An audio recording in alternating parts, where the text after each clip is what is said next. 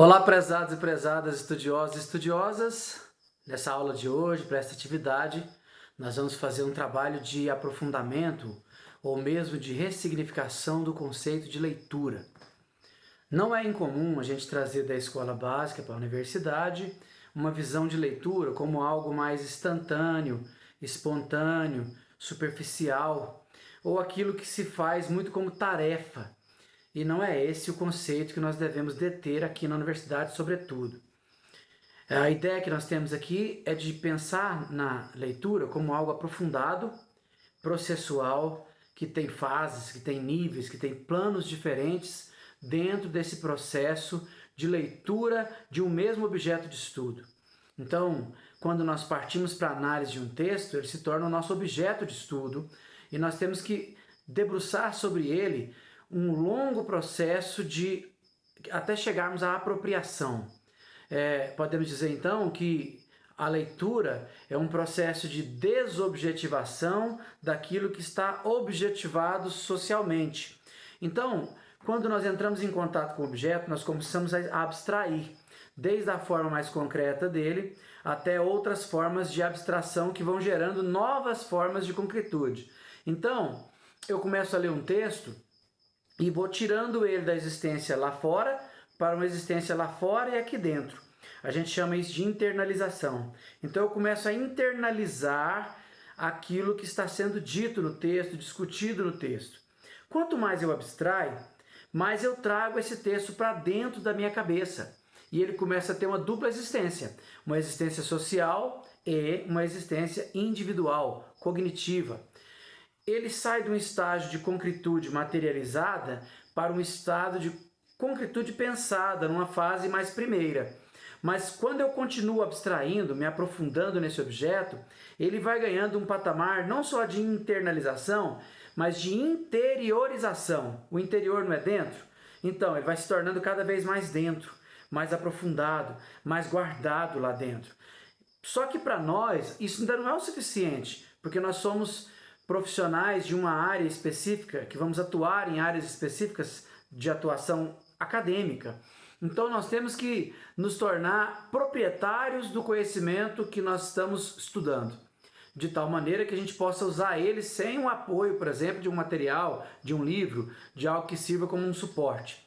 Na vida profissional nem sempre a gente tem disponível a teoria o tempo todo como suporte, então temos que estudar ao ponto da apropriação. E é esse conceito que finaliza um processo de abstração que começa da internalização, passa para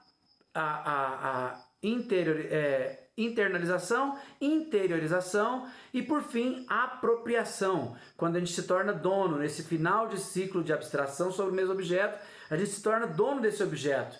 Não para dizer que é dono, para tomar como uma forma de plágio o texto do outro, mas para deter as ideias como se elas fossem nossas, no sentido de poder dispor delas, falar sobre elas, discutir aquele tema quando for necessário e da maneira que for necessário.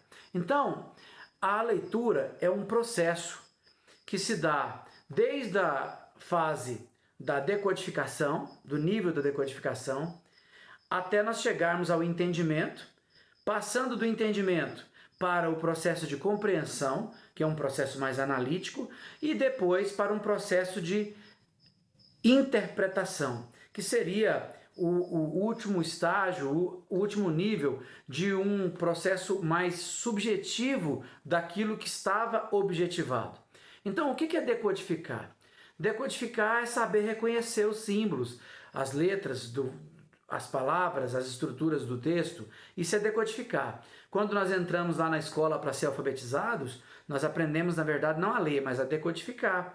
Nós começamos a reconhecer o código. Então, codificação, construir o código, decodificação, reconhecer o código. O que é o entendimento?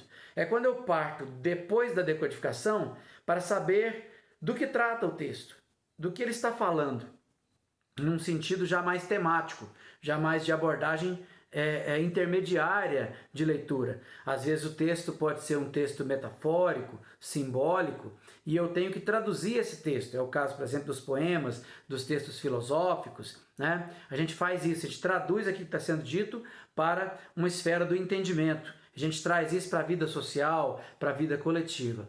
Depois do entendimento, vem a fase que é a fase da compreensão, que é a fase analítica, que é a fase de aprofundamento, em que eu saio do intermediário e dou um passo adiante para o aprofundamento.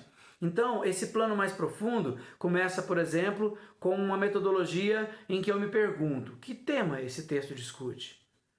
Qual é o problema que impulsiona esse texto a falar desse tema?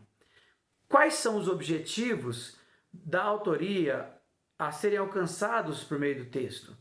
Quais são as ideias centrais do texto, os argumentos centrais que ele traz para expandir o tema?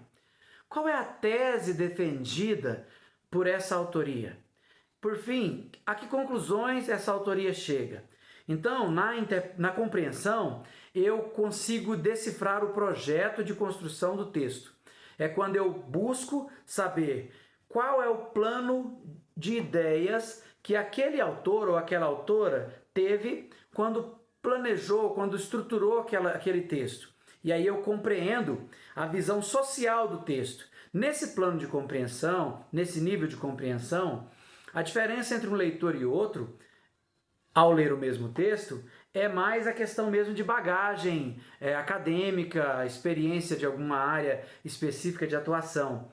Porque o texto é o mesmo para todo mundo. Então, se eu for buscar o tema daquele texto e outra pessoa for buscar o tema, hipoteticamente devem encontrar o mesmo tema, se todos tiverem competência de leitura no sentido de compreender, de analisar o texto enquanto um texto que está dizendo para todo mundo sobre um tema. Então, o que é compreensão? É saber o que o texto diz, como ele diz, conforme a intencionalidade e os propósitos de quem escreveu. Isso é compreender. Depois que a gente compreende, a gente passa para um outro estágio, que é um estágio de interpretação, que é uma leitura mais subjetivada. Aí então, a interpretação é o que eu digo a respeito do que o texto disse, o que eu digo a respeito do como ele disse, conforme a minha intencionalidade, conforme os meus propósitos diante daquela leitura. Então, depois de ter compreendido, eu posso interpretar. Agora, se eu salto a compreensão, eu jamais posso interpretar, porque eu começo a ter viagem na maionese, né? Que a gente brinca. Eu começo a viajar, eu começo a dizer coisas que a autoria jamais teria condições de ter pensado ali. Eu começo a buscar coisas que são minhas e não de quem escreveu. Então, a interpretação é um encontro muito bonito de quem está lendo com quem escreveu. De certa maneira, então, a gente dialoga com os maiores escritores do mundo, os maiores filósofos do mundo, os maiores pensadores do mundo, quando estamos no processo de leitura. Nós falamos com eles, e eles falam conosco e falamos com nós mesmos. Não tem nada melhor para ouvir a sua própria voz, para pensar seus próprios pensamentos, do que a leitura. A leitura é um fenômeno inventado pelo ser humano a partir da sua capacidade de linguagem, de dotação de sentido, de dotação de significados e de sentidos sobre um objeto lido.